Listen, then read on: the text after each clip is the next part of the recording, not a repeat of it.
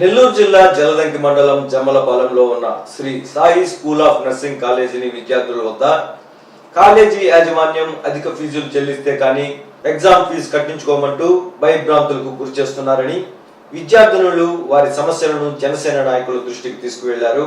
విద్యార్థినుల సమస్యలపై కాలేజీ వద్దకు చేరుకున్న జనసేన నాయకులు కాలేజీ యాజమాన్యాన్ని ప్రశ్నించడం జరిగింది.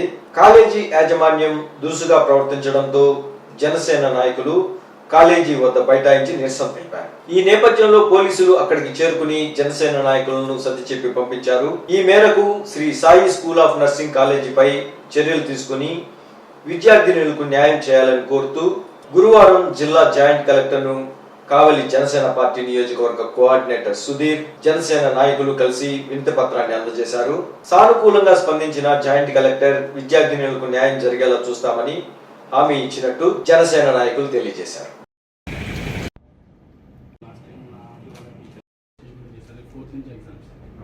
నెల్లూరు జిల్లా కలెక్టర్ ఆఫీస్లో జాయింట్ కలెక్టర్ గారిని కలవడం జరిగింది. ముఖ్యంగా ఇక్కడికి రావాల్సిన కారణం ఏంటంటే కావల్లో Sri Sai school of nursing కాలేజ్పై మేము చేస్తున్న పోరాటం అయితే అనుకోండి, ఆడపిల్లలకి భవిష్యత్తు కోసం మేము పడుతున్న పాటలు అయితేనండి, ఏదైనా కానివ్వండి, ఆయన దృష్టికి తీసుకెళ్లి కాలేజీలో జరుగుతున్న అవకతవకలపై విచారణ జరిపించి రేపు 4వ తారీఖున జరగబోయే పరీక్షలలో అందరినీ ఎలిజిబుల్గా తీసుకొని పరీక్షలు రాయించవలసిందిగా కోరడం అయింది. అలాగే కాలేజీలో జరుగుతున్న అవకతవకలపై ఒక నివేదికని వాళ్ళకి అప్పచెప్పడం జరిగింది. మా దగ్గర ఉన్న సాక్ష్యాధారాలన్నీ జేసీ గారికి ఇవ్వడం జరిగింది. ఆయన కూడా సానుకూలంగా స్పందించి దీనిపై సమగ్ర విచారణ జరిపించి పిల్లలకి న్యాయం చేస్తానని చెప్పి హామీ ఇచ్చారు.